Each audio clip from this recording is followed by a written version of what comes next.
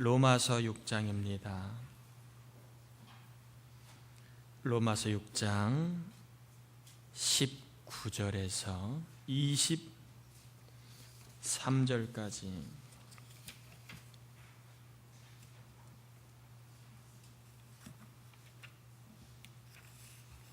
로마서 6장 19절에서 23절까지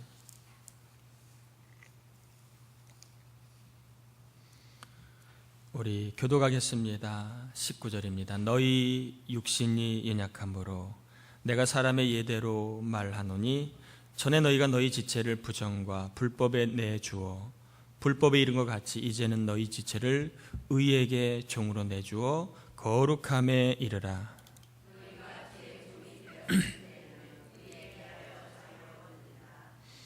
너희가 그때 무슨 열매를 얻었느냐? 이제는 너희가 그 일을 부끄러워하나니 이는 그 마지막이 사망임이라.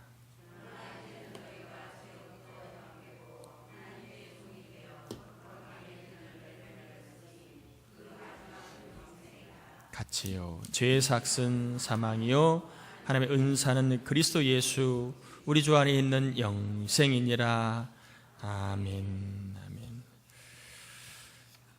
계속해서 로마서 6장에 죄의 종에서 의의 종으로라고 하는 그런 큰 주제를 가지고 본문을 살펴보고 있습니다.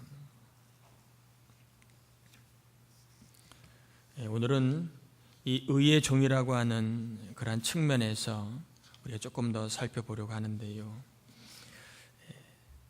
의의 종이 된 사람의 삶의 목표가 있다라고 19절에 얘기합니다. 죄의 종이 되었을 때는 삶의 목표가 분명하지가 않습니다. 그러나 의의 종이 되었을 때는 삶의 목표가 새로운 목표가 분명히 우리에게 주어졌는데 뭘까요? 19절에 보면 끝에 의의 종이 된 사람에게 주어진 목표가 뭔 것 같습니까? 거룩함이라고 하는 것입니다. 여러분 펜이 있으시면 거기다가 네모를 한번 치시기 바랍니다. 거룩함.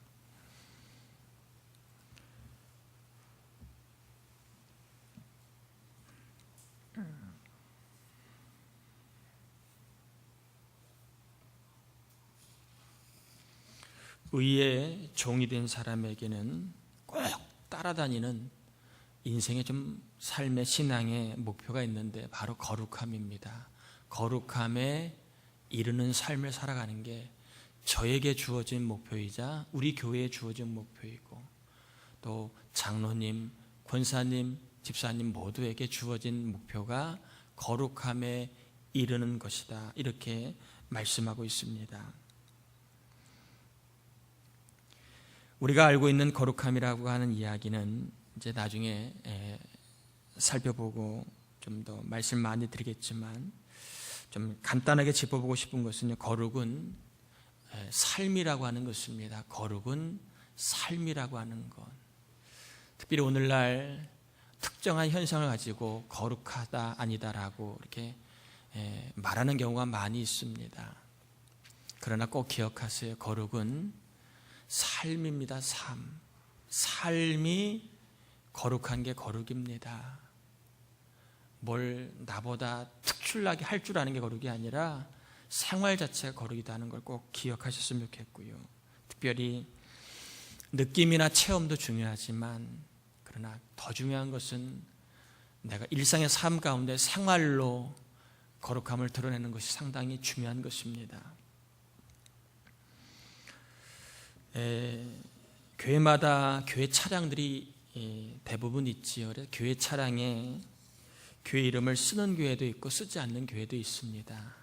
일장일단이 있습니다. 쓰지 않는 이유는 썼을 때에 하나님의 영광 가리는 행동을 많이 할 때 오히려 쓰지 않는 게 좋겠다 해서 교회 차량에 이름을 안 쓰는 교회도 종종 있습니다. 대신 필요할 때만 앞에 아크릴판으로 다 해서 교회 이름을 알리는 경우도 있지요. 저는 반대로 좀 씁니다. 쓰는 이유는 그렇게 해서라도 좀 법을 좀 지킬 수 있는 장치가 된다면 법을 지키는 게 낫잖아요. 중앙선 왔다 갔다 하고 신호 왔다 갔다 어기고 그러는 것보단 차라리 교회 이름 때문에 운전을 좀 조심할 수 있다면 쓰는 게 저는 거룩하다고 생각합니다. 운전을 누가 하든 간에 하나님의 영광 가리지 않도록 꼬리표를 달고 있는 것은 부담은 되겠지만 필요하지 않나 하는 생각 가져봅니다. 특별히 교회 차에 십자가 달고 계신 분들은 꼬리표입니다. 이 거룩이라고 하는 것을 운전을 통하여서 나타내야 할 의무가 있습니다. 우리의 삶에는 거룩은 교회 안에서만 주어지는 제한된 행위가 결코 아닙니다.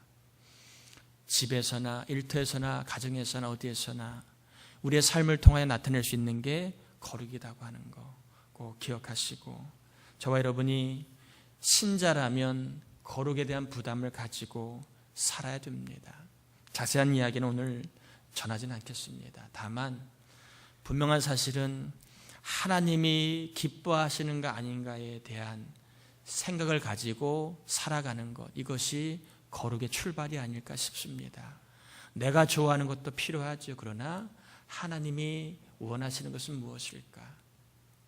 하나님이 기뻐하시는 것은 무엇일까에 대한 출발이 거룩의 출발이 아닌가 생각이 듭니다.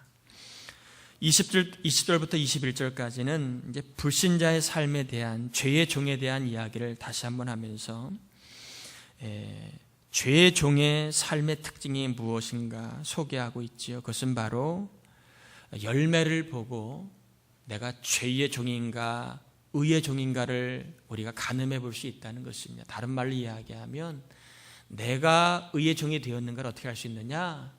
내 안에 하나님이 원하시는 열매들이, 즉 예수님 때문에 달라진 열매들이 얼마나 있는가 아니면 없는가를 보라는 것입니다. 교회를 다녀도 어떠한 다른 열매들이 주어지지 않는다면 그것은 좀 문제가 있는 거겠지요. 예를 들면 여러분들이 자녀들이 학원에 비싼 학원비를 내고 학원에 갑니다. 그런데 성적이 안 오르면 어떡합니까? 아이가 문제가 있거나 아니면 학원이 문제가 있거나 선생님 문제 있거나 그래서 바꾸잖아요. 마찬가지로 우리의 신앙이 교회를 다니고 예수를 믿고 있음에도 불구하고 내 안에 어떤 열매들이 맺어지지 않는다면 문제는 내가 그런 문제가 있거나 아니면 거기에 소속된 교회가 문제가 있거나 아니면 목사가 문제가 있거나 셋 중에 하나입니다.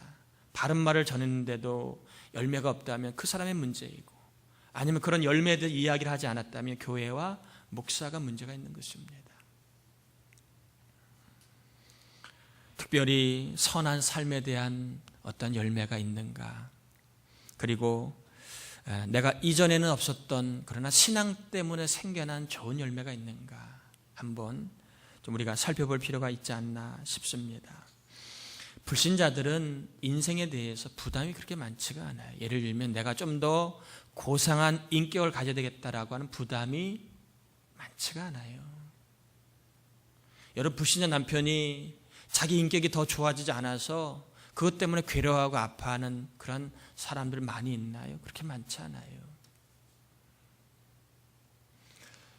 뭐 정치인들이 인격이 더 고매해지지 않아서 그것 때문에 가슴 아파하고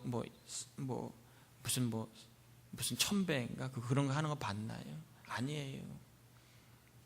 자기 인격 때문에 괴로워하는 일들은 신자, 교회를 다니고 예수를 믿는 사람 외에는 그렇게 많지가 않아요. 저도 제일 괴로운 것 중에 하나가 그것입니다. 내가 목사에 합당한 열매를 맺고 살아가고 있는가. 그것 때문에 괴롭지, 설교 준비하는 거 그것 때문에 괴롭지 않아요. 말은 번지르게 하는데 그 말에 대해서 내가 정말 노력하고 있는가. 그렇지 못할 때 괴로운 것이지, 요즘에 설교 못하는 목사가 어디 있어요. 하도 들은 게 많아가지고 풍어는 잘 읊을 수 있습니다. 문제는 거기에 따른 인격이 따라주지 않을 때 괴로운 거지요.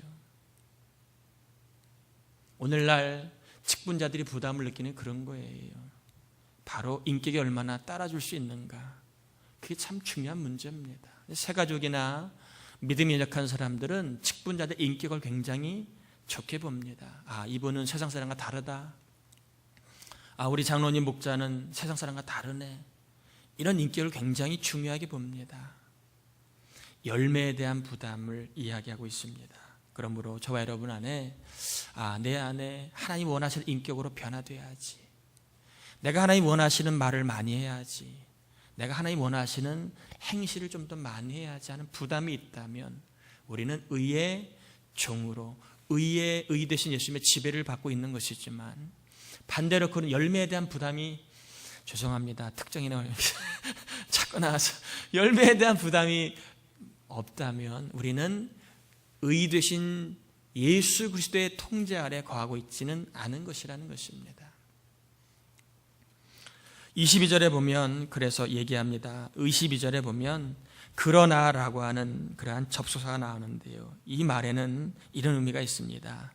이제 의의 종이 되었다면 그러나, 즉 전과 이제에 달라진 어떤 것이 있어야 된다는 것입니다. 그러나라고 하는 것은 이 방향이 다른 걸 이야기하잖아요. 일로 가다 그러나는 절로 갈 수도 있고 반대로 갈 수 있는 거잖아요.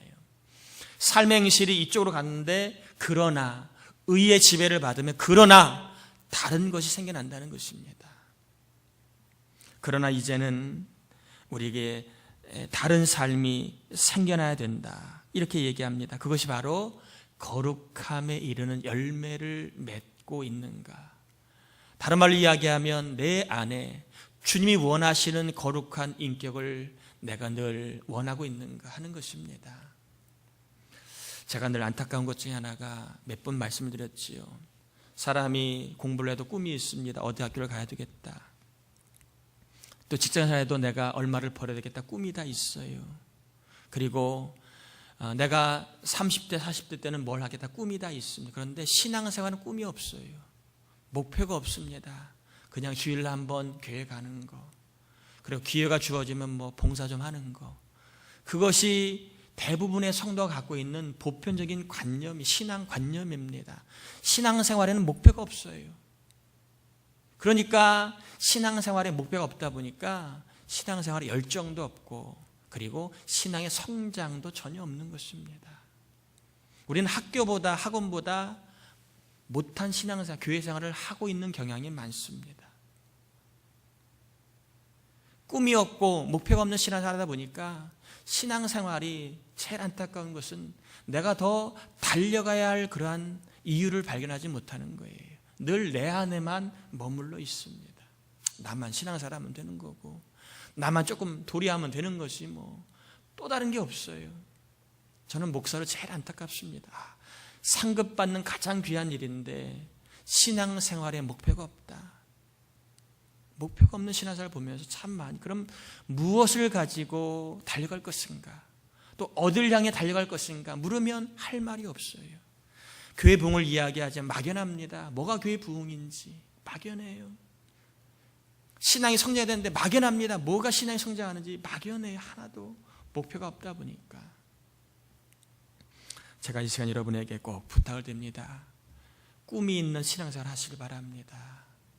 목표를 가지고 신앙생활 하길 바랍니다. 저와 여러분의 신앙의 목표는 내가 저 사람보다 조금 열심히 하는 거 아니에요. 아닙니다. 그거는 목표가 아니에요. 우리의 신앙의 목표는 거룩함에 이르는 열매를 맺는 겁니다. 내가 이전에 없었던 열매를 맺는 것을 기쁨으로 여기는 것이 신앙생활입니다. 예를 들면 그전엔 내가 말이 좀 거칠었는데 내가 말이 이제는 조금 달라졌어. 그것 때문에 우리 신앙은 목표를 갖고 있는 거야. 내가 말을 좀 주님이 원하시는 말을 하겠다, 이런 목표를 갖고 있는 게 신앙생활의 목표를 갖고 하는 거예요. 내가 또 신앙생활 할 때 내 신앙이 좀 말씀을 한번 다 살펴보겠다, 내 신앙이 좀 성장한 남을 가르치는 신앙생활이 되겠다, 이런 목표가 있어야 되는데 그런 목표가 없이 우리는 그냥 신앙생활 해나갑니다. 그러니까 백날 신앙생활을 해도 남을 하나 가르치지를 못합니다. 초신자가 와도 두려워합니다. 어떻게 해야 될지를 모르고, 어떻게 신앙을 지도해야 될지를 전혀 몰라요. 그냥 부담만 느낍니다. 할 줄은 모르고 부담만 느끼니까 자꾸 교회 생활이 무거워지는 것입니다. 무거워지는 것. 여러분 생각해 보세요. 여러분 아이가 10년을 밥을 먹고 20년을 밥을 먹었는데 맨날 기어다니면 그거 어떻게 됐어요? 10년 되고 20년 그 아이가 뛰기도 하고 일도 해야 되는데 맨날 기계만 하면 어떻게 되겠어요? 오늘날 교회 신앙생활 대부분 그래요. 몇 년 다녔어요 물으면 20년 30년 왔다 그래요. 근데 신앙생활 보면 여전히 기는 신앙이에요. 새 가족이 오면 신앙의 지도가 안 됩니다. 뭘 하세요? 그냥 말을 못 합니다. 예배생활 이렇게 하세요. 기도는 이렇게 하세요. 가르치지를 못해요. 그냥 따라 하세요. 아니면 적당히 하세요. 뭐 그런 거예요. 그런 거. 교회적으로 상당히 안타깝기도 하고, 제발 하나님 우리 교회에 신앙에 좀 목표를 주시기 바랍니다. 저와 여러분의 신앙생활에 좀 목표를 가지고 신앙생활하길 바랍니다. 여러분, 그래야 신앙생활 승리할 수 있습니다. 목표가 있어야. 공부도 목표를 가져야 더 열심히 하지요. 돈도 목표가 있어야 열심히 벌지요. 신앙생활 목표를 갖고 하세요. 새해에는 내가 예배생활 좀 승리하도록 내가 이렇게 참여하겠다 목표를 갖고 하시고, 내가 올해는 안 했던 성경 공부 한번 해보겠다 목표를 갖고 해보시고, 이 목표가 있는 신앙생활을 통하여 내가 거룩함을 이루려고 노력을 해야지, 그런 거룩함에 대한 목표가 없이 신앙생활하는 것은 결코 우리의 신앙생활에 제가 볼 때는 유익하지는 않은 것 같습니다. 꼭 저와 여러분 마음속 하나님 이 시간 감동을 주길 바랍니다. 신앙생활에는 목표가 있어야 된다. 나는 어떤 목표를 갖고 있는가? 최소한 저와 신앙생활하는 동안 여러분 저랑 같이 생명의 삶, 믿음의 삶, 기도의 삶, 제자의 삶 공부마도 내가 같이 한번 해보겠다 하는 목표를 갖고 한번 노력해 보길 바랍니다. 작든 크든 신앙생활은 목표가 있어야 합니다. 그렇지 않으면 잘 안 돼요. 안 됩니다. 한 번 들으신 분도 잘 모르겠고 다시 한번 들어보시고, 내가 성장이 있고 거룩함에 이르는 열매를 맺고자 하는 목표를 가지고 나아갈 수 있기를 바랍니다. 특별히 제가 여러분에게 부탁을 드립니다. 그러나 이제는의 신앙을 우리가 해야 됩니다. 예전에는 그랬지만 이제는 내가 달라져야 됩니다. 그전에는 내가 이랬지만 이제는 내가 하나님의 사람으로 달라져야 됩니다. 하나님의 자녀가 되었기 때문에 달라져야 되고요. 그리고 천국 영생을 얻었기 때문에 달라져야 되고, 의로운 자가 되었기 때문에 달라진 신앙생활을 해야 한다, 이렇게 생각합니다. 뜨뜻하니까 눈이 감기시고. 자, 23절 보면 23절 같이 한번 읽어볼까요? 23절입니다. 죄의 삭은 사망이요 하나님 은사는 그리스도 예수 우리 주 안에 있는 영생이니라. 정리하는 의미로 23절 한번 보겠습니다. 믿는 사람과 믿지 않는 사람의 차이점이 세 가지가 있는데요, 그것은 바로 주인이 다르다는 것입니다. 주인, 믿는 자의 주인과 믿지 않는 자의 참 주인이 다르다는 것입니다. 여러분, 인생 내가 주인 되는 것 같죠. 제가 이번 주에 어떤 형제랑 상담을 했는데 참 고민스러운 상담을 했습니다. 그 형제의 고민스러운 상담.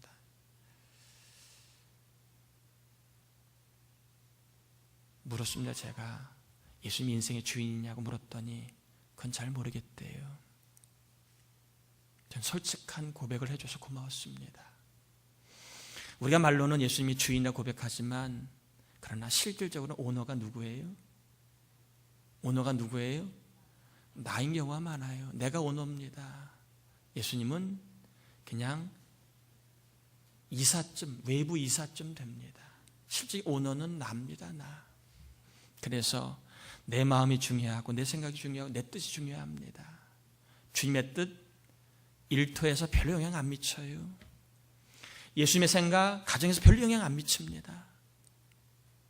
예수님이 원하시는 거 아무도 없을 때 전혀 영향 안 미칩니다. 다 내가 오너가 나기 때문에 그래요. 신자의 주인은 예수님이시지만 불신자의 주인은 여러분 나 같지만 아닙니다. 죄입니다. 죄. 그래서 하나님이 원하지 않는 방향을 끊임없이 사람들을 끌고 갑니다. 또 한 가지 차이점은 무엇입니까? 불신자와 신자는 삶이 달라요. 삶이 다릅니다. 살아가는 자세가 다르다는 거예요. 뭔 차이인가 여러분? 한번 성경 보세요. 23절을 보면 불신자는 어떤 힘으로 살아가는 것 같고 신자는 어떤 힘으로 살아가는 것 같은가 한번 보세요. 불신자는 무슨 힘으로 살아가는 것 같아요? 삭새 힘으로 살아갑니다. 삭은 뭐지요? 자기 수고, 자기 노력, 자기 힘입니다. 불신자는 늘 수고를 가장 귀하게 여깁니다. 그래서 항상 원망하는 게 뭐지요?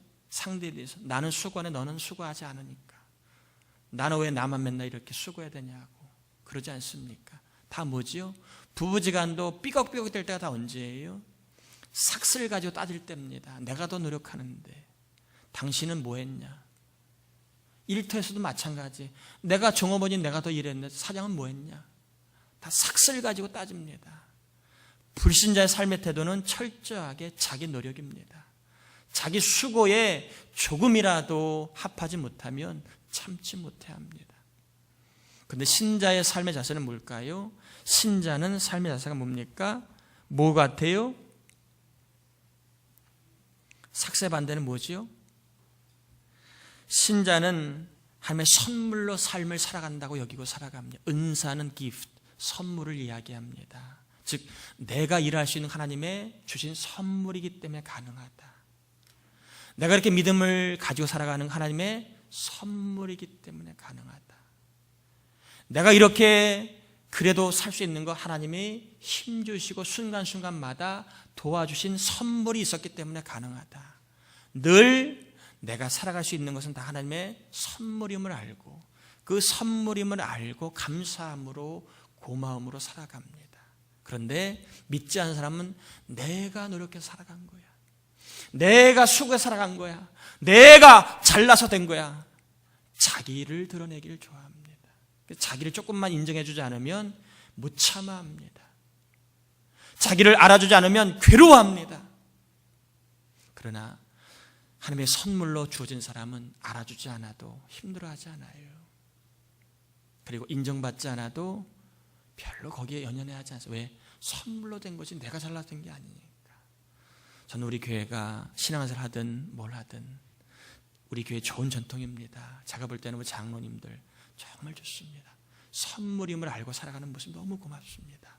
이 좋은 전통을 앞으로 더 많이 이어받아서 조금 수고해도 뭐 때문에 내가 잘나서가 아니고 하나님의 선물이 주어졌기 때문임을 알고 겸손하게 항상 고마움을 잊지 않고 살아가는 신자의 삶을 살 수 있기를 바랍니다. 세 번째로 뭐가 다릅니까? 제일 중요한 거예요. 이것만 하고 마칩시다. 23절 한번 같이 보시겠어요? 다시 한번 뭐가 다른가? 첫 번째 주인이 다르고 두 번째는 삶의 자세가 다르고 세 번째는 뭐가 다른가 한번 발견해 보려고 하는 마음으로 23절 한번 같이 읽어봅시다. 죄의 삭은 사망이요 하나님의 은사는 그리스도 예수 우리 주 안에 있는 영생이니라. 자, 세 번째 차이는 뭐가 다른 것 같아요? 예? 사망과 영생이라고 하는 인생의 끝이 다르다라고 하는 것입니다. 여러분 이단의 정의가 뭔지 아시죠? 끝이 다른 게 이단이거든요. 그러니까 처음에는 비스무리하게 갈 수 있습니다. 이단은 끝이 다른 걸 이단이라고 합니다. 그러면 신자와 그 다음에 비신자, 불신자의 차이는 뭘까요? 끝이 완전히 다른 거예요. 완전히 다른 거. 불신자의 삶은 죄송하지만 사망으로 끝납니다. 그러나 신자의 삶은 이 땅이 힘들어도 영생으로 끝이 납니다. 그런데 사망은 말 그대로 죽는 것은 아니라는 거 아시지요? 이 사망은 하나님, 생명이 하나님과 단절된 채 영원한 고통을 상징하는 것이 사망, 지옥입니다. 그러니까 이 사망은 행복한 요소가 하나도 없는 거예요. 그러한 삶을 영원히 살 수 있는 것입니다. 여러분 이런 느낌을, 이 사망 같은 느낌을 언제 받으셨나요? 혹시 부부지간에 남편이 아내의 속을 확 뒤집어 놓을 때 여러분 살만 나시던가요?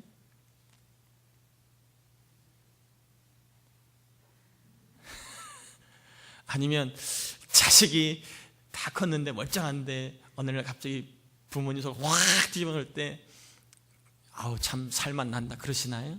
그때 정말 속상하지 않으세요? 야, 어떻게 이렇게 마음을 몰라줄까? 어떻게 이렇게밖에 안 될까? 그럴 때 막 밥맛도 없고, 그 다음에 뭐 TV 봐도 재미도 없고, 다른 사람 찾아봐도 막 만사가 막 귀찮지 않으신가요? 만약 그러한 느낌의 시간이 영원히 이어진다면 거기 갖고 싶으세요? 그런 것이 바로 사망, 죄의 삭시라는 것입니다. 죄송합니다. 이런 표현 본인이 계신데 좀 드려서 죄송한데, 우리 박지훈 집사님이 좀 힘들게 하시잖아요. 성격이 몸이 아프시니까. 한정승 원사 얼마나 힘드세요, 그죠? 쳐다봐도 속상하고, 안 쳐다보려니 또 그렇고, 그렇다고 뭐 다리 방법이 없잖아요. 보니 깝깝하고 얼마나 속이 상하시겠어요. 곤방 했던 얘기도 돌아서면 잊어 드시고, 또 안 했던 얘기 했다고 그러고, 밥 줬는데 안 줬다고 그러고, 사람들 오면 막 잘해줬는데 갈군다 그러고, 그러면 얼마나 속이 상하시겠어요. 특히 자식들 올 때 자꾸 아파가지고 자꾸 딴소리 하면 얼마나 속이 상하시겠어요. 그때 얼마나 좀 살맛이 안 나시겠습니까? 만약 그러한 시간이 영원히 이어진다면 그게 얼마나 불행하겠어요. 그게 바로 사망이라고 하는 죄의 삭슬 지불하는 그런 인생이라는 것입니다. 그런데 그런 곳이 불신자가 가는 인생의 종착역이라면, 그러나 신자는 그와 반대의 영원한 생명의 그 나라가 기다리고 있다는 것입니다. 홍명 원사님, 가장 최근에 기분 좋은 때가 언제셨어요?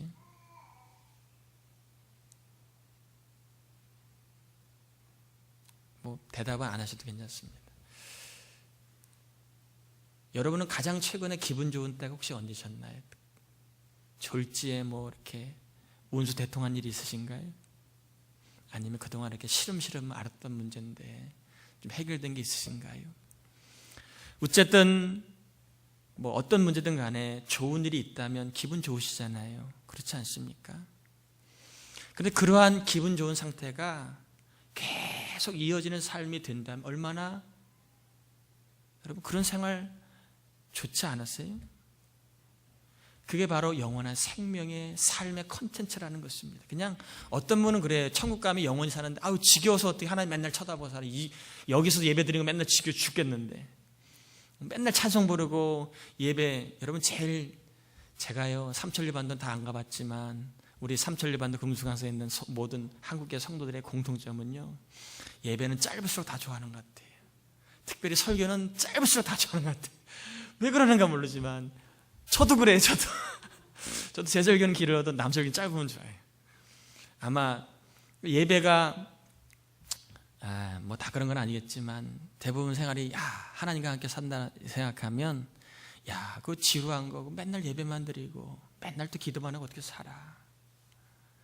그것을 생각하면서 영원히 살아가는 것이 정말 썩 유토피아는 아니라고 생각하는 분이 종종 있는 것 같습니다. 근데 그런 건 아니겠지요. 영생이라고 하는 것은 삶의 내용을 이야기하는 것이죠. 뭘 하느냐 안 하느냐의 문제가 아니라 어떠한 마음을 가지고 살아갈 수 있는가. 천국은 우리가 이 땅에서 뭘 했을 때, 뭘 얻었을 때, 아니면 어떤 일이 벌어졌을 때 가장 기분 좋을 때의 시간이 계속 이어지는 것을 천국이라고 얘기하지 않습니까? 불신자는 인생의 괴로움이 가득한 사망의 삶이 기다리고 있고, 그 다음에 신자에게는 영생의 복된 삶이 기다리고 있다, 이렇게 이야기하고 있습니다. 그러므로 저와 여러분이 이 영생을 바라보시고 다시 한번 그 영생을 가지고 있는 사람으로 죄와 악에 물들지 아니하시고, 내 인생의 꿈, 내 신앙의 목표 이제는 좀 거룩함에 두겠다. 그래서 내가 전에는 그러나 이제는 내가 좀 이렇게 달라져 보겠다. 내가 이러한 사람이 되어 보겠다. 말의 실수를 많이 한 사람은 오히려 말에 실수를 안 하려고 하지 마시고 남을 칭찬하려고 하세요. 그러면 속된 말로 캄프라치가 됩니다.